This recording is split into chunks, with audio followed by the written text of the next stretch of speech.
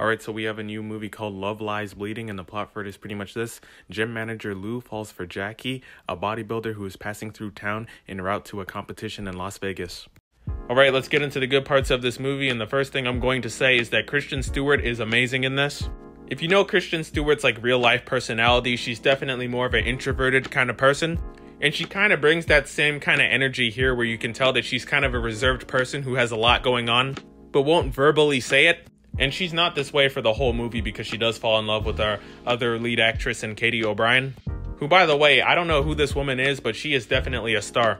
She's also going to be in Twisters, by the way, and I can't wait to see that. But although Kristen Stewart's characters and a lot of characters in this movie aren't exactly the most developed, we still feel like we learned a lot about them, or at least I did, which is a credit to her acting. The next thing that I liked about this movie is the cinematography. At this point, from now on after this video, I'm just going to stop talking about A24 cinematography because it feels like every movie I watch from them is absolutely great when it comes to that. Because this movie is absolutely stunning to look at, and if it wasn't for Dune Part 2 coming out, this would probably be the best shot movie for me.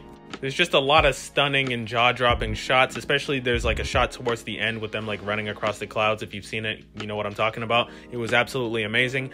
They also play with the color red a lot in this movie, and there's a certain flashback where you see it the most. And once again, it's just stunning to look at. I also thought Ed Harris was absolutely amazing in this movie. He doesn't have a lot to do in this movie, which is probably a criticism for me. He's pretty much like the dad that has something going on that the audience will know is bad, but at the same time, we don't get much explanation on what he did in the past. But we just know that he's a bad guy, but no one really explains it. We're just supposed to not trust him. The soundtrack for this movie is absolutely incredible. There are some songs in here that are instantly gonna go in my playlist. And it feels like at this point, we all expect this stuff from A24 when it comes to cinematography and soundtracks. The final act for this movie was also really well done.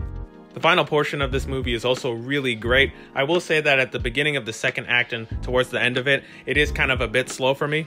But that final 40 minutes of this movie was absolutely perfectly well done. Where I was checking my phone at times and not really being interested, but once that final act happens and everything starts to go down, I will say that this movie definitely had my full attention. The final thing I'll say before I get into my criticisms is that I really love the sound design for this movie. It might have just been the theater that I was in, but it feels like the sound design was just enhanced. And it wasn't like an IMAX or Ultra AVX screening, it was just a standard screening, so that shows you how much more detail they put into it. Because I'm telling you right now, when you hear a person's head get crushed, you will hear everything. You will definitely hear the gunshots, you will hear every single thing that the movie wants you to hear, and it's done just really well.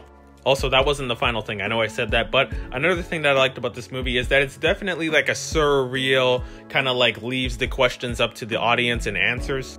Because there's a lot of moments in the sound design as well where you can't really tell what's going on. You'll hear a certain thing, but something's not actually happening. So it feels like the movie's kind of messing with you. And by the way, there's a certain transformation scene in this where it makes me feel like I would want to see an A24 Hulk movie. Although we all know that's definitely never going to happen because of A24 and Marvel are not in the same studio and stuff like that. But I would love to see that in the future. And by the way, the ending is not going to be something that everyone buys into, but I am definitely glad that a movie like that did something like that. And we need more movies to do stuff like that in terms of endings. Alright, let's get into some of my criticisms. I think at times this movie's definitely trying too much to be a pretentious art house movie, which does kind of sound like a dumb criticism because it's A24, but sometimes this movie definitely feels like it's leaning in a little bit too much to it. And like I said a couple of minutes ago, when it comes to the Ed Harris character, it feels like they're telling instead of showing. And when they do either of the options, they don't really explain it that well, and I kind of had a problem with that. And the pacing for this movie is not exactly the best. I said the second act also had that problem, but some parts in the first act also had that issue. And like I said in the beginning, the acting for this movie is really solid. This is some Academy Award level performances, although we all know the Academy wouldn't go for a movie like this.